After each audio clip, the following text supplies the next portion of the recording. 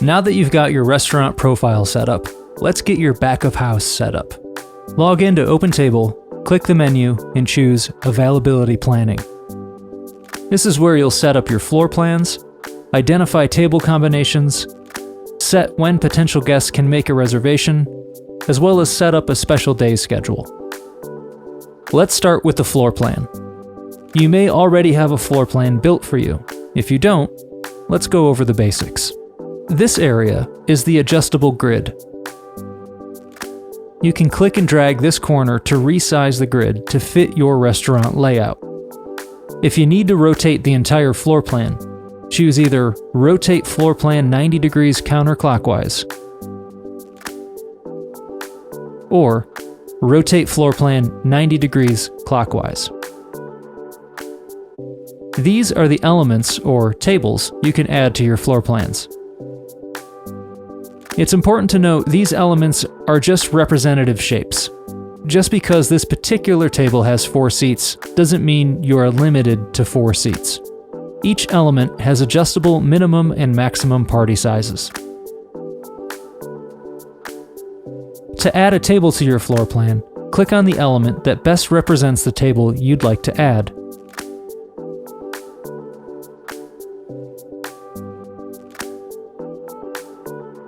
You can also drag the element to the grid.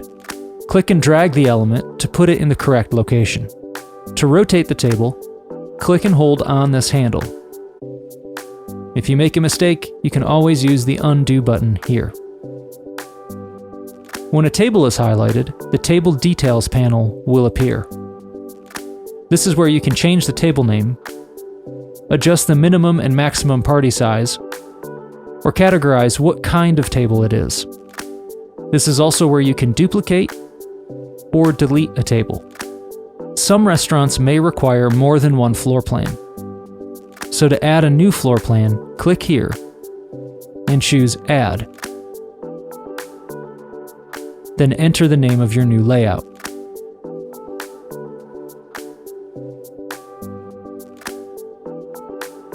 You may need to make small adjustments to an existing floor plan for a special occasion.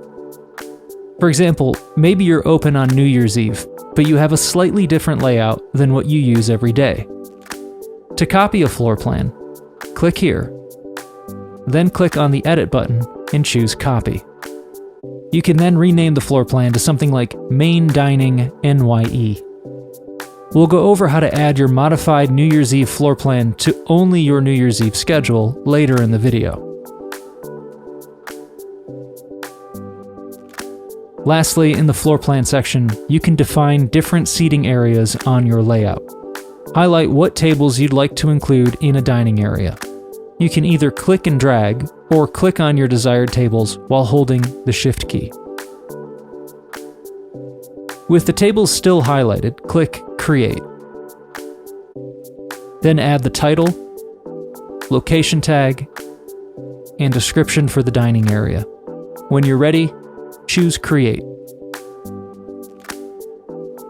For your dining area to show to potential guests, you'll need to publish your updates. More on that later in the video. There may be occasions when you push 2 tables together to accommodate your guests. This is where table combinations come in handy. Now that your floor plan is set up, let's add in some table combinations. In this view, you'll see tables organized by type. So for example, we are currently seeing all of the tables categorized on the floor plan as regular. Click the drop-down menu to change the table category visibility.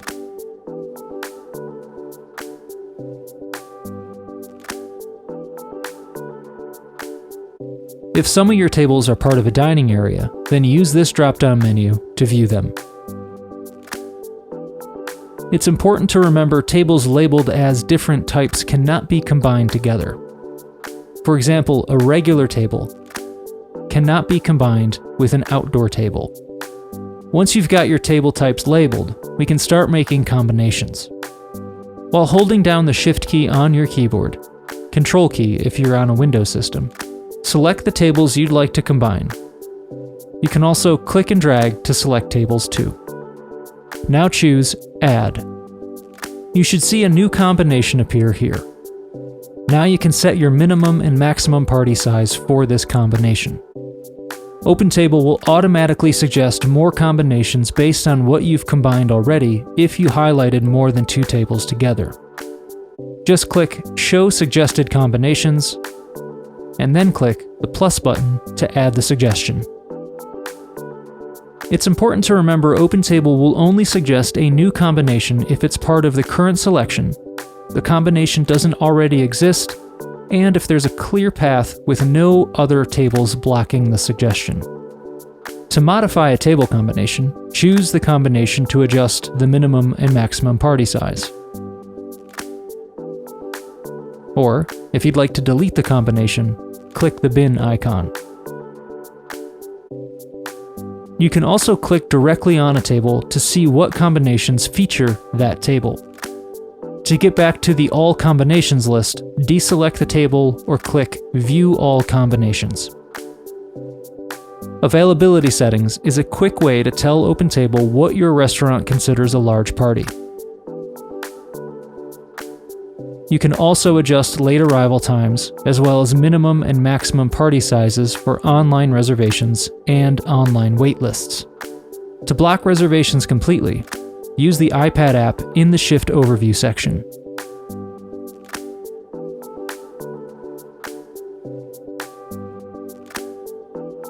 Let's take a deeper dive into some of these availability settings and how they connect to other sections of OpenTable. The large party setting can help call out large parties in your shift notes. This setting is also tied directly to the table size availability in your shift settings, so you can quickly make large party sizes reservable or non-reservable for certain shifts.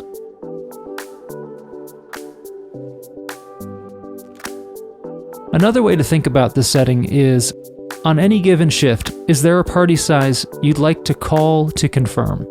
So for example, for your Friday dinner shift, parties of 6+ cannot make a reservation online, they need to call the restaurant.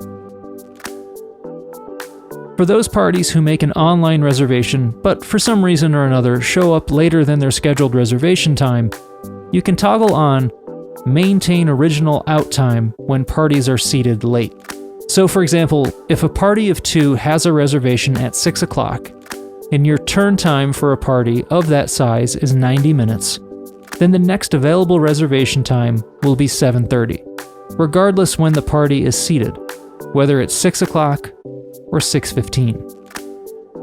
If this feature is left toggled off, and a party with a reservation at 6 o'clock shows up at 6:15, the next available reservation will be 7:45. Toggle this feature on with caution, however, as it could potentially lead to overbooking your restaurant. Now let's take a look at the online waitlist. You can toggle this option on in availability settings, and just like online reservations, you can set the minimum and maximum party sizes here too. Now that you have your availability settings configured, let's set up your reservation schedule. You may already have a schedule created for you. If you don't, you should add shifts by clicking Add. This will create a shift for every day. To remove days, click the Remove button here. To add a day, click the Add button here. To move your shift blocks, hover over a shift until you see this hand. Click and hold, then drag to your desired start time.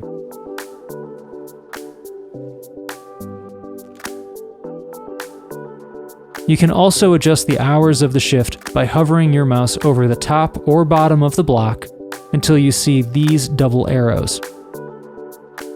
Then click and drag to increase or decrease your reservation availability. The Shift Details panel is where you'll be able to rename your shifts. These naming conventions are not reflected to potential guests. To change what shifts your guests see, go back to Restaurant Profile, then choose Basic Information and scroll down to Business Hours.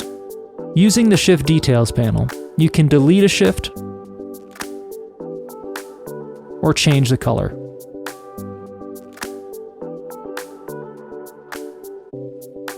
You can also select what floor plans are available for a reservation on a per shift basis.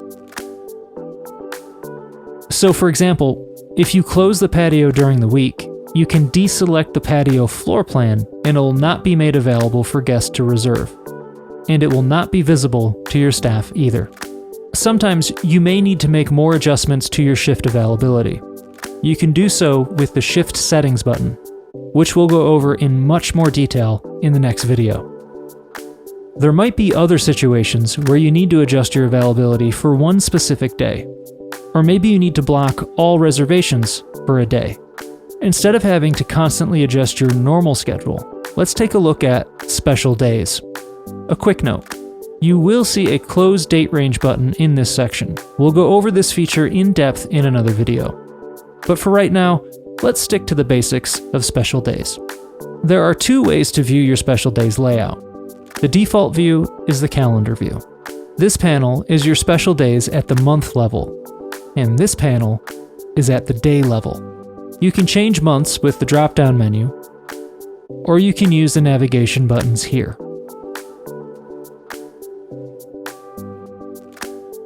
You can also view your special days with the list view. Here you can easily see what special days are active.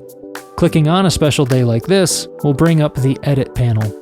This is where you can keep a special day closed, or you can modify the schedule and shift settings for that day and that day only. For example, let's say you were open on Thanksgiving. However, you're not open for breakfast. Once you're in the Edit panel, choose Open. Then click directly on the shift you want to modify or delete. Now choose Customize. You can modify the special day schedule just as we did with the normal schedule. In this case, we're going to delete the breakfast shift for Thanksgiving. When you're ready, choose Save. Now in the list view, we can see Thanksgiving is open for lunch and dinner. Now that you've got your availability set up, the last step is to publish updates. If you don't publish your updates, then none of your settings will appear on your front of house device.